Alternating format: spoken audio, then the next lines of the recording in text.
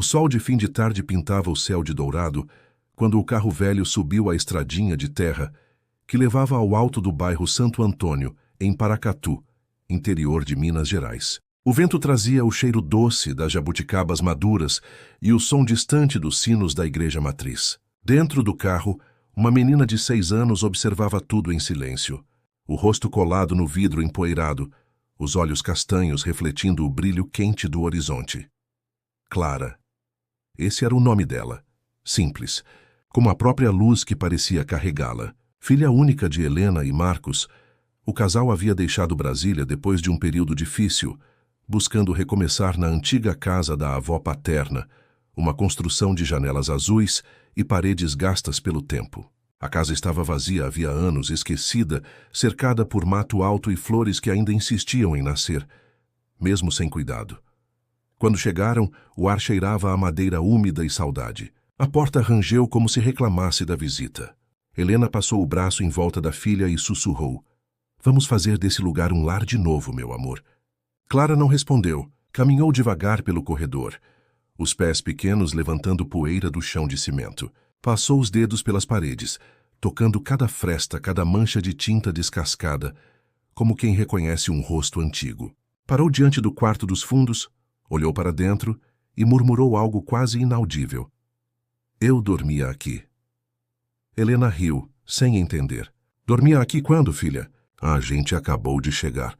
Mas Clara apenas sorriu e seguiu adiante, como se não tivesse ouvido.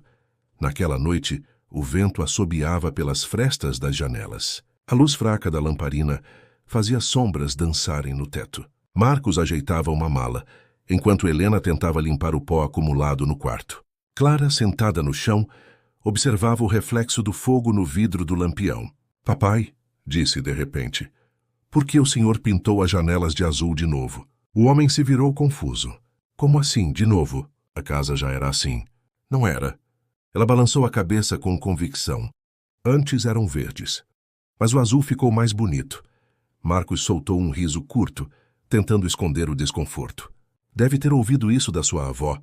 "A vovó nunca veio aqui", respondeu Clara séria. "Só eu." O silêncio que se seguiu pesou no ar. Helena disfarçou oferecendo água à filha, mas o olhar da menina permaneceu distante, fixo em algo invisível. Havia uma serenidade antiga em seu rosto, um tipo de calma que não pertencia a uma criança de 6 anos.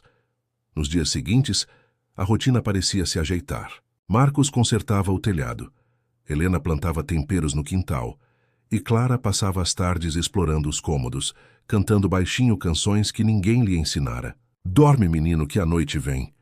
Ela entoava com voz suave, arrastando o vem como se lembrasse de uma melodia esquecida.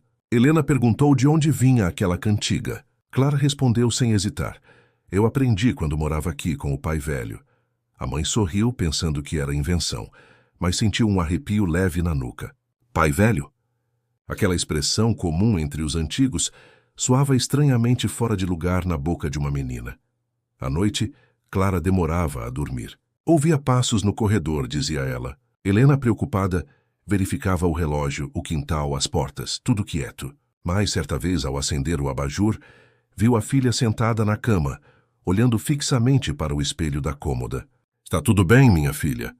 Clara respondeu sem desviar o olhar. "Tem um homem triste ali. Ele não sabe para onde ir." Helena sentiu o corpo gelar. Correu e a abraçou, afastando o espelho da parede. "Não tem ninguém aqui, amor. Foi só um sonho." Mas a menina insistiu, a voz mansa.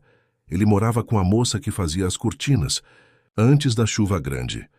Helena não entendeu, mas ficou perturbada. O nome da moça das cortinas ecoou por horas em sua mente. Na manhã seguinte, enquanto limpava o quarto antigo, encontrou atrás do armário uma fita desbotada de tecido azul, cortada, puída, coberta de poeira. Ficou olhando para aquilo por minutos, sem coragem de jogar fora. O tempo seguiu. Clara começou a desenhar figuras estranhas. Uma casa com janelas azuis, uma mulher costurando, um homem de chapéu ao lado de um poço. Marcos, sempre mais cético, achava graça. "É só imaginação", dizia. Mas algo no olhar da filha o inquietava. Não era o olhar de quem imagina, e sim de quem se lembra.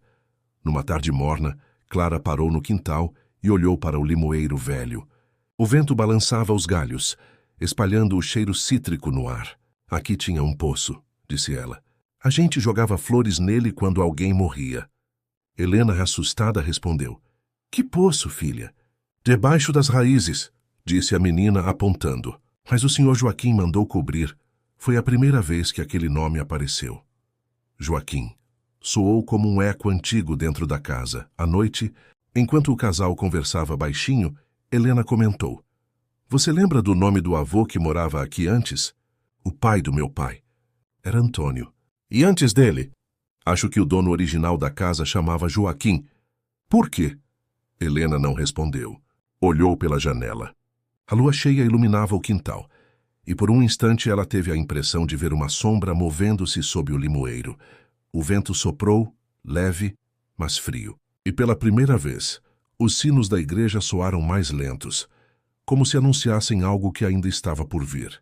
Na manhã seguinte, o céu amanheceu encoberto com nuvens baixas que deixavam o ar mais denso e úmido. O cheiro de terra molhada misturava-se ao perfume das flores esquecidas no quintal. Helena preparava o café, enquanto Clara desenhava sobre a mesa, usando um pedaço de carvão que encontrara perto do galinheiro. Quando a mãe se aproximou para ver o que a filha fazia, o coração lhe deu um sobressalto.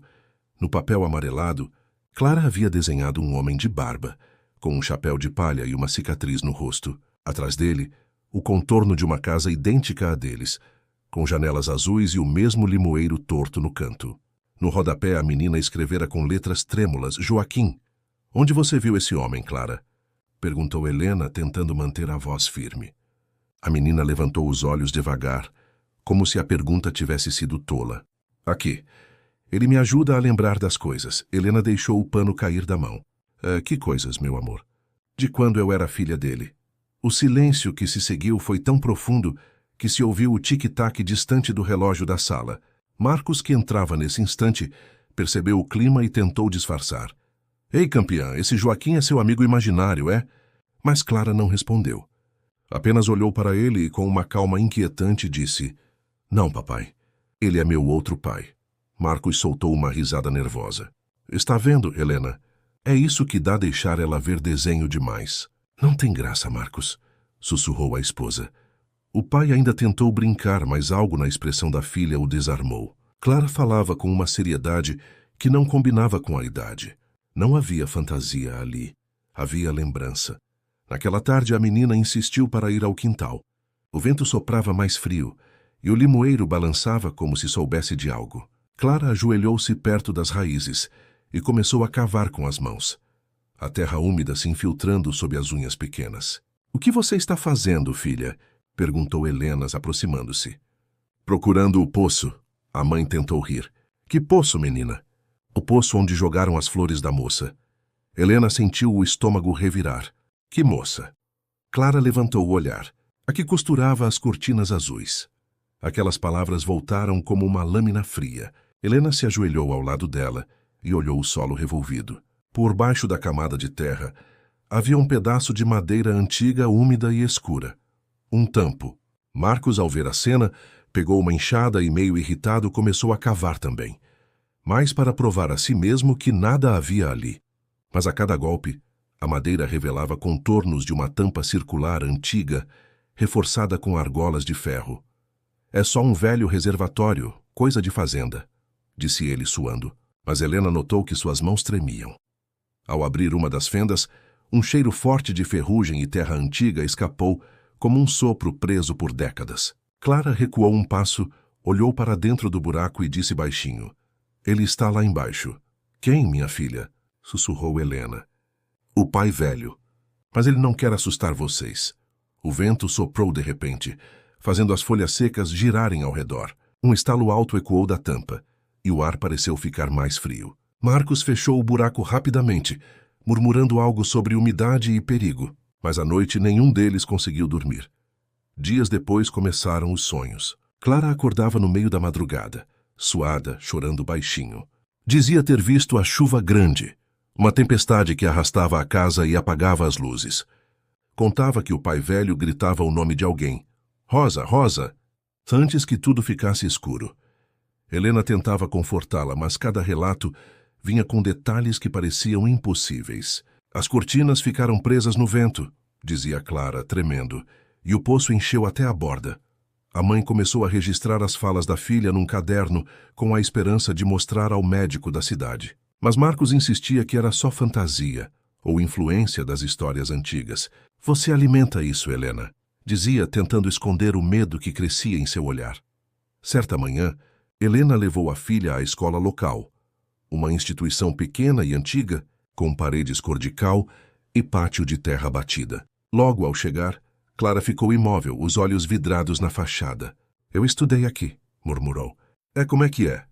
Perguntou a professora, uma senhora chamada Dona Eunice. Eu estudei aqui, quando a escola ainda tinha uma árvore grande bem ali. Apontou para o canto do muro, e o sino ficava pendurado na janela, não no telhado. Dona Eunice arregalou os olhos. Minha filha, quem te contou isso? Ninguém. Eu lembro. Helena tentou mudar de assunto, constrangida. Mas quando a professora comentou mais tarde que de fato a escola fora reconstruída após uma enchente há uns 60 e tantos anos, o sangue lhe gelou. Naquela noite ela contou tudo a Marcos entre lágrimas. E se for verdade, Marcos? E se ela realmente se lembra de outra vida? O homem a abraçou, tentando acalmar. Helena, por favor. É só uma criança. Mas no fundo ele também começava a duvidar do que acreditava. 2 noites depois, o vento soprou forte outra vez. A janela do quarto se abriu sozinha, batendo contra a parede. Clara, sentada na cama, olhava fixamente para o canto escuro do cômodo. Helena correu até lá, o coração disparado. O que foi, meu amor? Clara não respondeu. Levantou o braço lentamente e apontou. Ele está ali, o pai velho. Helena virou-se, mas nada viu além da sombra do armário. Ele quer dizer alguma coisa, continuou a menina. Ele diz que o nome dele não foi esquecido. Helena abraçou a filha com força, sentindo o corpo dela tremer. Do lado de fora, o vento parecia sussurrar o mesmo nome que ecoava nos sonhos. Joaquim.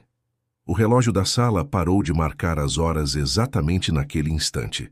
A partir daquela noite, a casa de janelas azuis nunca mais pareceu a mesma. O tempo passou a correr de forma estranha, como se os dias se misturassem com memórias antigas. O sol que antes entrava generoso pelas frestas, agora parecia tímido, e o ar, sempre fresco das montanhas, começou a carregar um frio que não vinha apenas do clima. Helena acordava com olheiras fundas, atormentada pelos sussurros que julgava ouvir ao longo da madrugada. Às vezes, parecia o som de alguém andando devagar pelo corredor.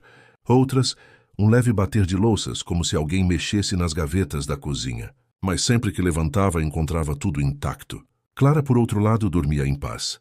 Dormia e falava. Joaquim, não chora, murmurava entre os sonhos. E certa madrugada, Helena jurou ouvir uma voz grave respondendo. No café da manhã, a menina falava pouco. Ficava observando as janelas, como se esperasse algo além delas. Marcos tentava manter a normalidade, consertando o que podia, fingindo não notar as pequenas coincidências que se acumulavam.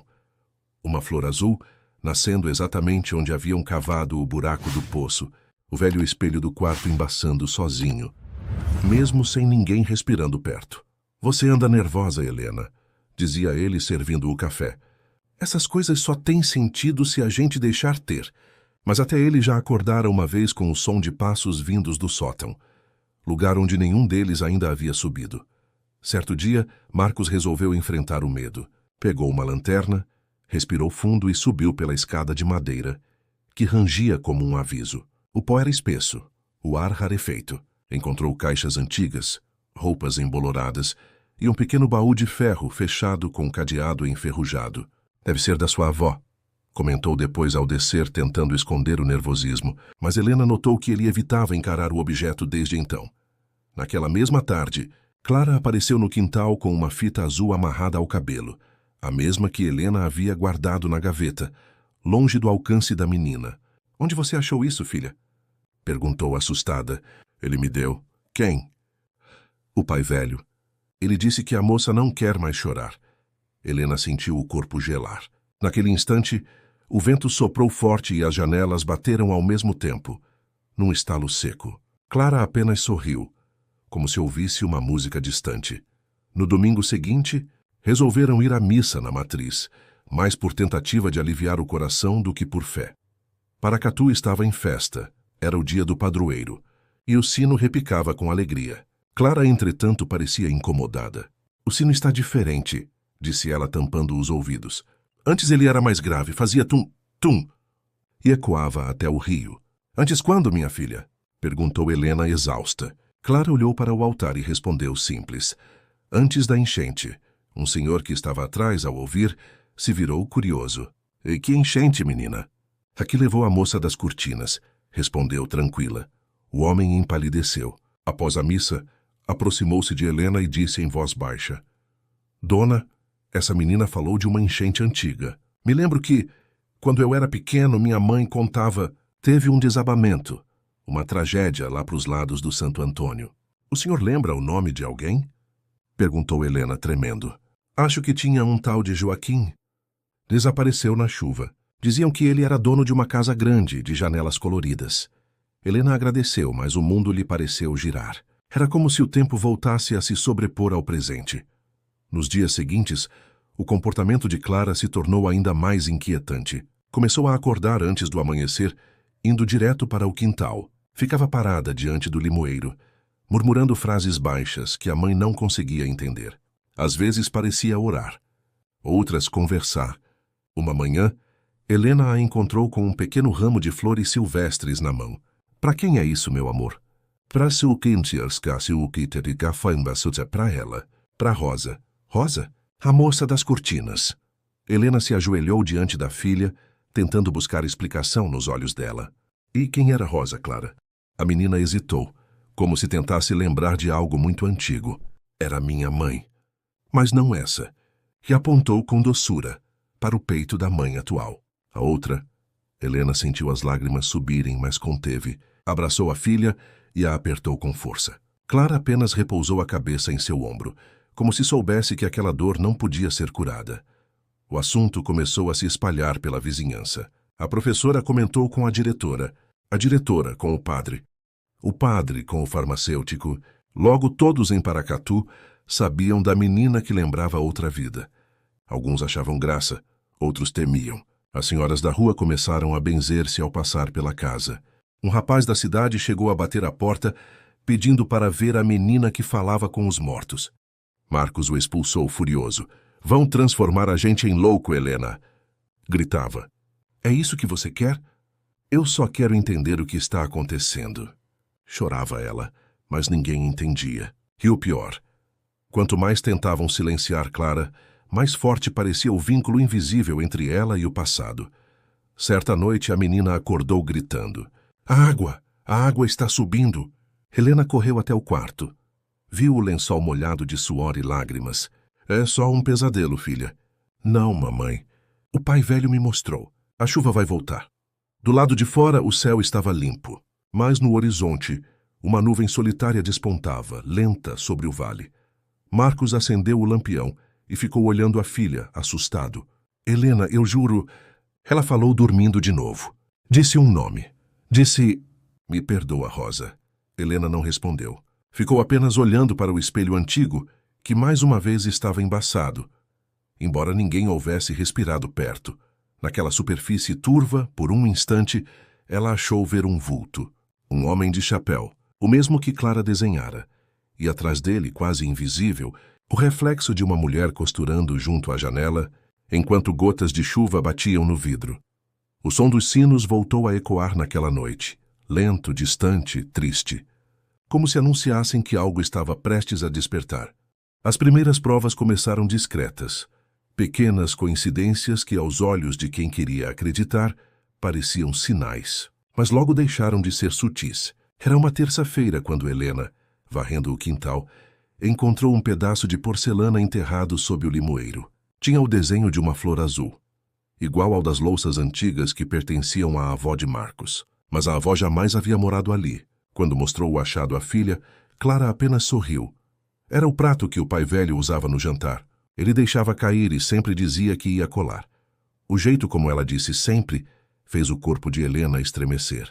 À noite mostrou o objeto ao marido, que se limitou a dizer: "Coisa antiga. Deve ter vindo com a terra." Mas o pedaço de porcelana não parecia velho. Estava limpo, brilhante, como se tivesse sido lavado há pouco. Dias depois, o baú que Marcos encontrara no sótão começou a inquietá-lo.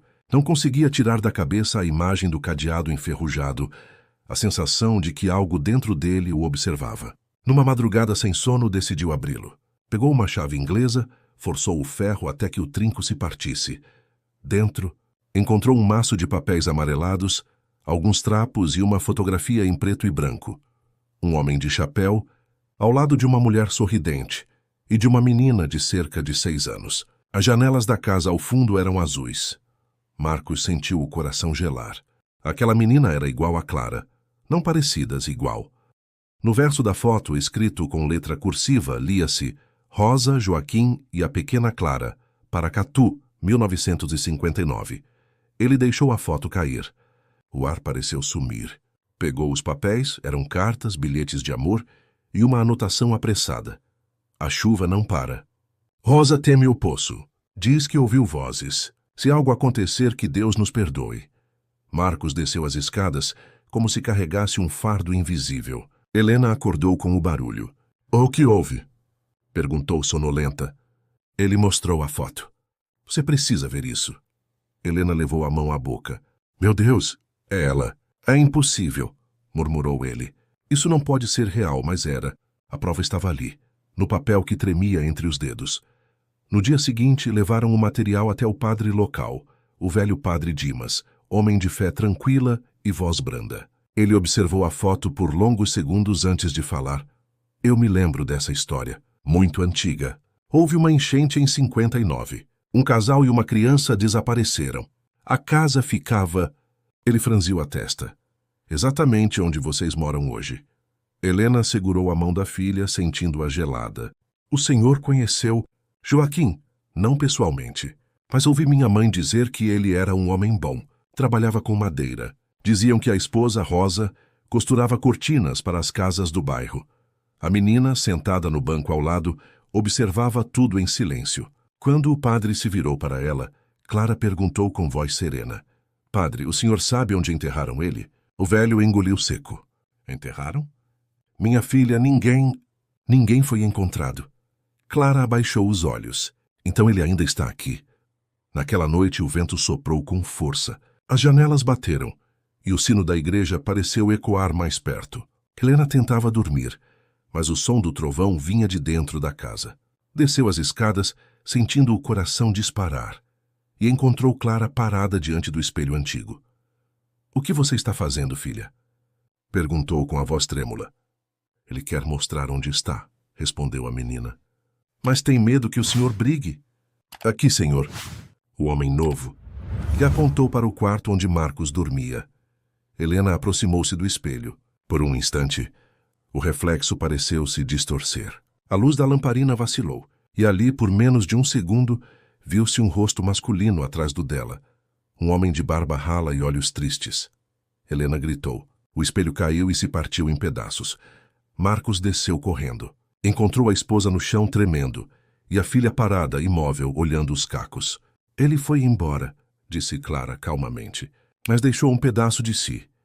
No dia seguinte, decidiram chamar o médico da cidade, Dr. Álvaro, homem cético e respeitado. Ele examinou a menina, fez perguntas, pediu desenhos. Sua filha tem imaginação viva, disse sorrindo.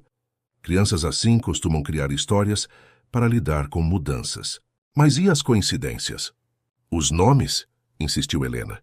O cérebro infantil é uma esponja. Ela pode ter ouvido algo, ter lido sem vocês perceberem. Mas antes de sair, o médico olhou para Clara e perguntou, como quem testa uma hipótese.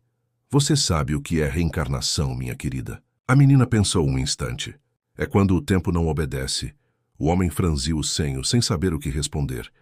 Naquela noite, o medo voltou com mais força. Chovia, não muito, mas o suficiente para trazer o som familiar das goteiras no telhado.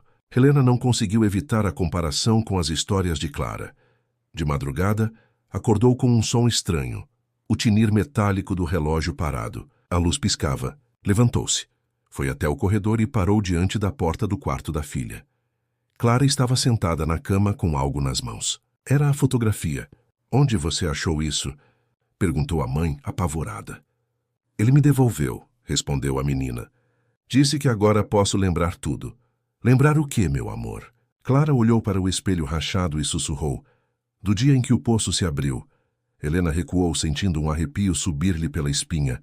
No mesmo instante, um trovão cortou o céu. O vento soprou pelas frestas, e o cheiro de terra molhada invadiu o quarto. Lá fora, sob o limoeiro, o chão parecia mover-se. No dia seguinte, Marcos resolveu ir à prefeitura para buscar registros antigos. Voltou com uma pasta velha e poeirenta. Dentro, havia uma matéria de jornal datada de 4 de março de 1959. Tragédia no bairro Santo Antônio. Enxurrada destrói casa antiga e deixa 3 desaparecidos: Joaquim Soares, esposa Rosa Maria e a filha Clara, de 6 anos. Moradores relatam que o poço da residência se abriu durante a tempestade. Corpos nunca encontrados. Marcos deixou o jornal cair no chão. Helena, de mãos trêmulas, fitava a foto do recorte. Era a mesma casa, o mesmo limoeiro, as mesmas janelas azuis. E na última linha da reportagem, um detalhe. A vizinhança afirma ouvir, nas noites de chuva, o som de uma criança chamando por alguém no quintal. A chuva começou a cair novamente naquela noite, como se o tempo voltasse a repetir-se. E quando o vento soprou vindo das montanhas, Helena teve certeza. O medo já não era deles. Era do que estava preso ali, tentando voltar à luz. A tempestade começou antes do pôr do sol.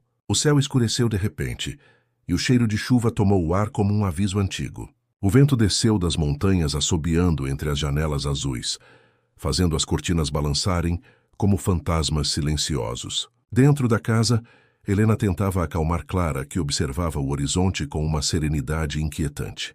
— Mamãe, é hoje, disse a menina, a voz quase um sussurro. — O que, meu amor? O dia em que tudo volta. Helena sentiu as pernas fraquejarem. Marcos fechava as trancas, xingando entre os dentes, tentando manter o controle. Isso é só uma tempestade, igual a qualquer outra, dizia enquanto o trovão cortava o céu. Mas nem ele acreditava. A noite caiu pesada. As luzes piscaram e se apagaram. O único som era o da chuva, forte, insistente, batendo no telhado com a fúria de um tempo que se repetia. Helena acendeu a lamparina e viu Clara parada diante do espelho rachado, o mesmo que nunca tiveram coragem de jogar fora. — Não olha para isso, filha! Gritou, indo em sua direção. Mas a menina levantou a mão, pedindo silêncio. — Ele quer falar. A chama tremulou. E por um instante, o reflexo se encheu de névoa. Das rachaduras do vidro surgiu uma imagem borrada.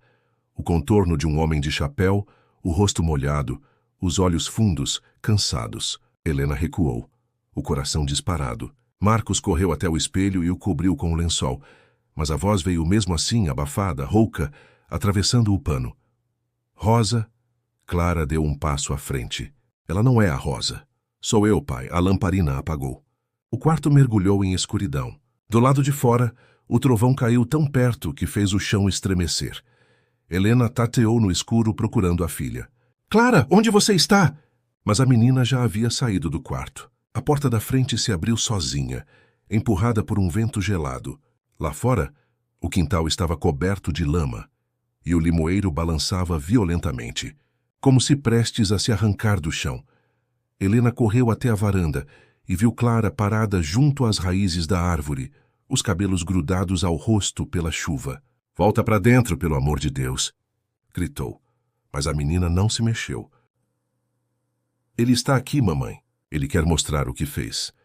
Marcos desceu as escadas correndo, afundando os pés na lama. Quando chegou perto, viu que o chão sob o limoeiro estava se abrindo. A terra se movia, formando uma fenda escura e funda. Um cheiro de ferrugem e umidade subia dali. O poço. — Clara! Sai daí! Berrou o pai. A menina virou o rosto e o olhou com uma calma sobrenatural. — Eu não posso. Eu prometi que voltaria para ele. A chuva engrossou. Relâmpagos iluminavam o quintal em flashes rápidos, revelando as feições do homem que parecia surgir atrás da menina, feito névoa e lembrança. Helena caiu de joelhos, gritando o nome da filha, mas o som da tempestade engolia tudo. — Joaquim! Ela gritou sem saber por quê. — Faça o que você quer. O vento cessou por um instante. que uma voz grave carregada de dor respondeu. Perdão. O chão cedeu um pouco mais, revelando um anel enferrujado, preso à madeira antiga da tampa. Clara se ajoelhou. Passou a mão sobre o tampo e fechou os olhos. Ele está aqui. Ele nunca saiu. Marcos tentou puxá-la, mas uma força invisível o empurrou para trás. Caiu na lama, o ar sumindo dos pulmões. Helena correu, segurou a filha com toda a força que tinha. E nesse toque algo aconteceu. Um clarão, um calor repentino que fez o vento parar. O tempo pareceu suspenso. Por um instante, a chuva sumiu. O ar ficou leve, quase luminoso. E Helena viu. Viu a cena inteira como se estivesse dentro de um sonho antigo. A casa era a mesma, mas mais nova. O chão limpo, o cheiro de café e costura no ar. Uma mulher cantava baixinho, Rosa, enquanto pendurava cortinas azuis na janela. A menina corria pelo quintal rindo. O homem, Joaquim, cerrava uma tábua, o chapéu cobrindo parte do rosto. O céu escurecia, e o som distante de trovões se aproximava. De repente, um estalo. A chuva começou. A terra tremeu. Rosa gritou o nome da filha. O poço se abriu engolindo tudo, um redemoinho de lama e água. E no último instante, antes do escuro total, a voz de Joaquim ecoou. Clara! Helena voltou a si, arfando, ainda abraçada à filha. A tempestade cessava lentamente. O buraco diante delas estava coberto por um brilho estranho, como uma névoa prateada. Clara abriu os olhos, e pela primeira vez havia paz neles. Ele pode descansar agora. Helena chorava sem entender. Marcos, de pé, olhava a cena com as mãos trêmulas, o rosto banhado de chuva e lágrimas. Do buraco subia um som suave, quase uma melodia, a mesma cantiga que Clara costumava entoar. Dorme, menino, que a noite vem. A névoa começou a se dissipar. Dentro da fenda havia algo reluzindo. O mesmo pedaço de porcelana com a flor azul. Agora inteiro, sem rachaduras. Helena o pegou. E no verso gravado com delicadeza estava um nome. Rosa Maria Soares. Na manhã seguinte, o céu amanheceu limpo, de um azul impossível. O quintal estava silencioso. O poço, coberto por terra, parecia nunca ter existido. Clara dormia profundamente, os cabelos ainda úmidos. Helena a observava sentada ao lado da cama, tentando compreender o que vivera. Havia lama nas roupas, cortes nas mãos e uma sensação estranha de gratidão e perda. Marcos entrou, trazendo nas mãos a fotografia antiga. Mas agora havia algo diferente nela. A menina da imagem não tinha mais rosto. O papel estava gasto, apagado, como se o tempo finalmente tivesse apagado o que não precisava mais voltar. Helena olhou para a janela. O vento soprava leve, brincando com as cortinas novas que ela costurara na noite anterior. Ele se foi, murmurou. E ela? Perguntou Marcos. Helena olhou a filha dormindo e respondeu baixinho. Ela ficou. Mas algo nela. Se lembrou de voltar. Lá fora, o sino da igreja tocou 3 vezes, lento, suave, sereno. E por um instante, o som se confundiu com a voz de uma criança rindo ao longe misturada ao vento. Os dias seguintes chegaram com uma calma estranha, como se o tempo tivesse cansado de girar. O sol voltara a brilhar sobre Paracatu, e o cheiro doce das jabuticabas maduras pairava novamente no ar. Mas dentro da casa de janelas azuis, algo permanecia suspenso, um silêncio espesso que não era medo nem paz. Era um tipo de espera. Clara acordava diferente. Dormia mais, falava menos. Não parecia assustada, apenas serena, como alguém que cumpriu o que precisava cumprir. Às vezes passava horas sentada no quintal, desenhando o limoeiro e as montanhas ao fundo. Desenhava sempre com calma, como quem se lembra de um rosto querido. Helena observava de longe, o coração apertado. Ainda acordava sobressaltada com o som da chuva, com medo de ver a filha desaparecer novamente na noite. Marcos, por sua vez, mergulhou no trabalho, consertando tudo o que podia, telhado, cerca, portas. Tentava encher o silêncio com marteladas, mas as batidas ecoavam pelo pátio como um lembrete de que algumas coisas não se consertam. Às vezes parava e olhava o limoeiro. Não conseguia evitar a sensação de que havia alguém ali observando. No vilarejo, a história se espalhou rápido. A professora, o padre, o farmacêutico, todos pareciam ter algo a comentar. Alguns diziam que Clara era abençoada, que recebia visitas do outro lado. Outros murmuravam que a menina carregava um espírito preso e que a casa deveria ser benzida. Um repórter de uma rádio local chegou a bater à porta pedindo entrevista. Dizem que a menina lembra uma vida passada. É verdade? Marcos fechou o portão sem responder. Depois disso, quase ninguém mais foi visto no quintal. Mas nem o isolamento trouxe sossego. Numa madrugada fria, Helena acordou com o som de passos na sala. Levantou, o coração disparado, e viu Clara diante da janela, olhando o luar. "O que você está fazendo, filha?" "Ele não está mais triste", respondeu a menina. "Quem, meu amor?" "O pai velho." Ele disse que a moça também achou o caminho. Helena sentou-se ao lado dela sem saber o que dizer. O luar iluminava o rosto de Clara, e por um instante a mãe percebeu algo novo, um brilho maduro nos olhos, um olhar que parecia de outra idade. "Você sente falta deles?" Seu Famocarias perguntou. Clara demorou a responder. Sinto, mas é como sentir falta de um sonho."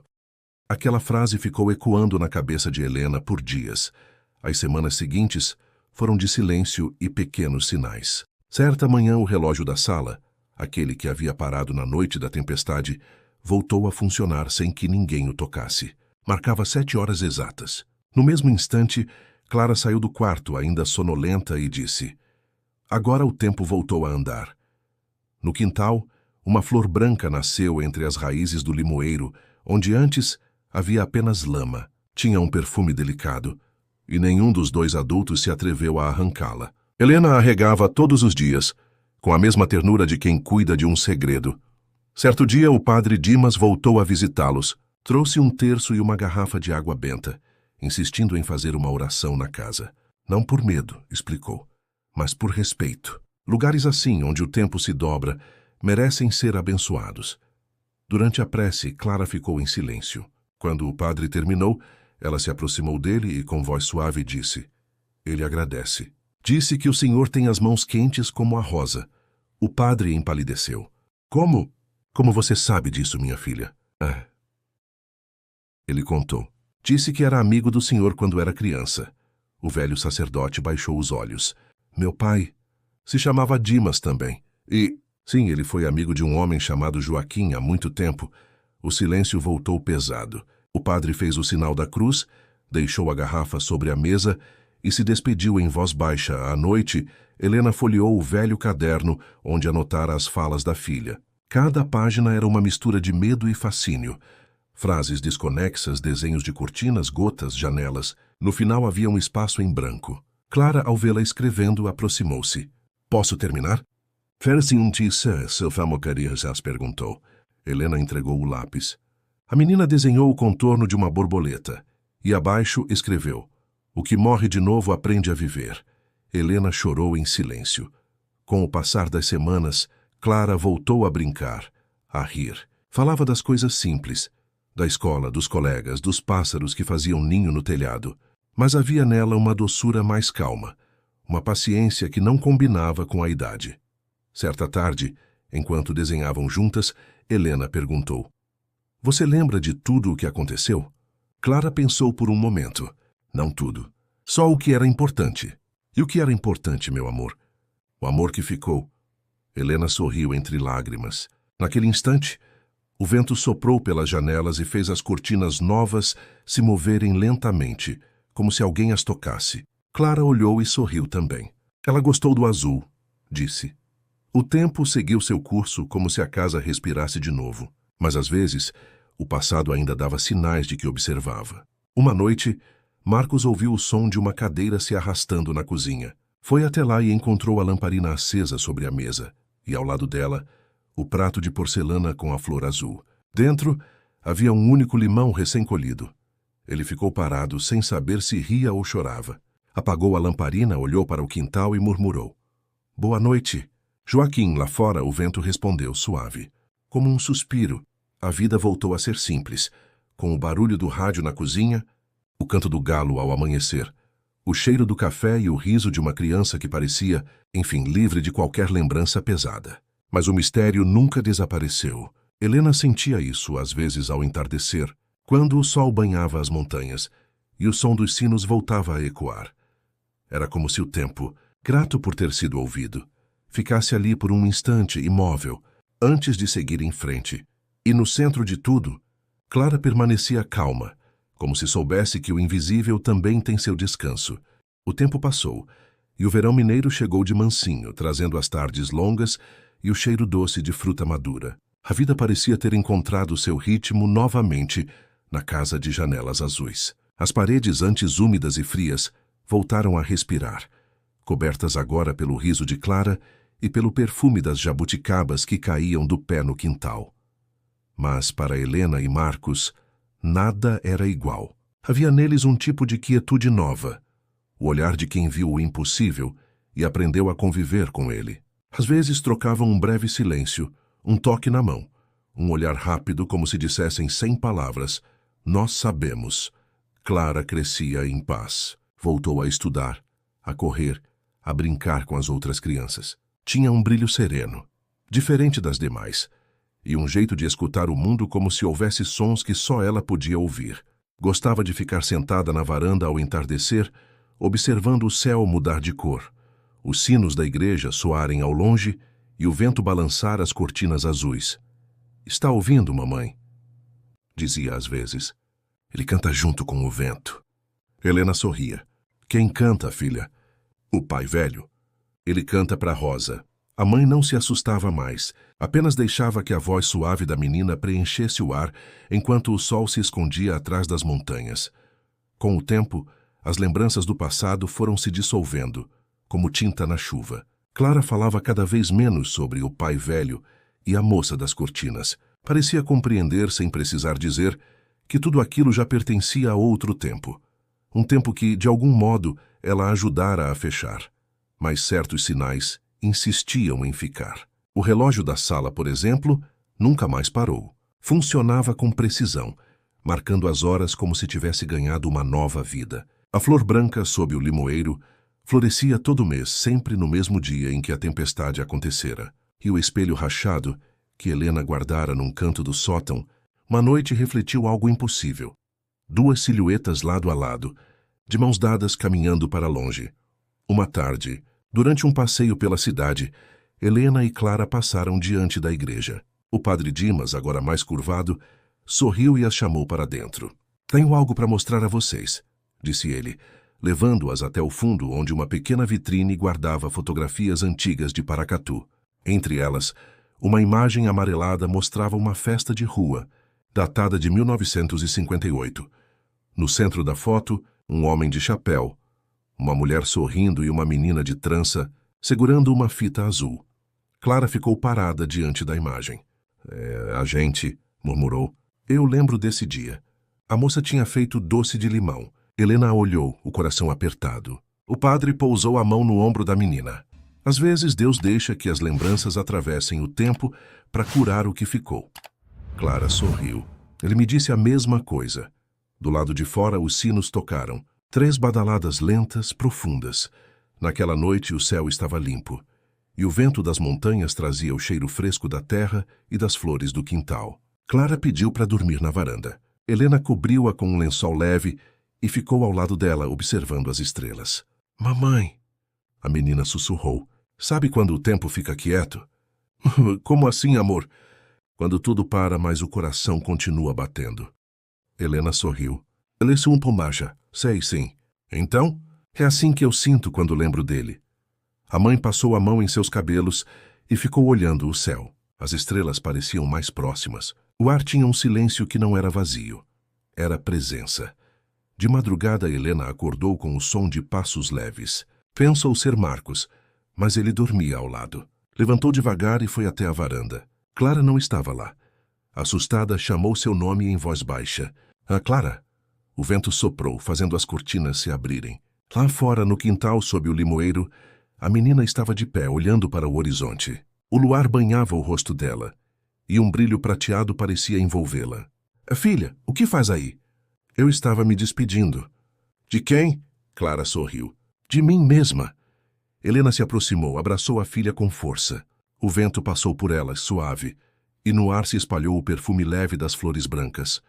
"Já está tudo em paz, mamãe." Ele e ela encontraram a luz. Helena sentiu as lágrimas caírem, mas não havia tristeza, apenas gratidão. A menina encostou a cabeça no ombro dela. Quando o vento cantar, é só escutar. O tempo seguiu seu curso. Os anos passaram, e a casa de janelas azuis continuou ali, firme no alto do bairro Santo Antônio, cercada de mato, lembranças e histórias que ninguém ousava duvidar. Alguns diziam que, nas noites de chuva, ainda se ouvia o som de uma criança rindo no quintal. Outros garantiam que o vento levava, de vez em quando, um cheiro de costura e limão. Helena e Marcos envelheceram juntos, sempre cuidando da casa com um respeito silencioso. Clara cresceu, mudou-se, estudou, mas nunca deixou de visitar o lugar onde tudo começara. Quando chegava, passava as mãos nas paredes, como fazia quando criança, e murmurava baixinho. Eu já vivi aqui antes. Então o vento soprava, balançando as cortinas azuis, e o som distante dos sinos respondia, lento, doce, como se dissesse, sim, nós lembramos. E naquela dobra invisível do tempo entre o agora e o outrora, o mistério seguia vivo, tranquilo, silencioso e eterno como o amor que o fez existir.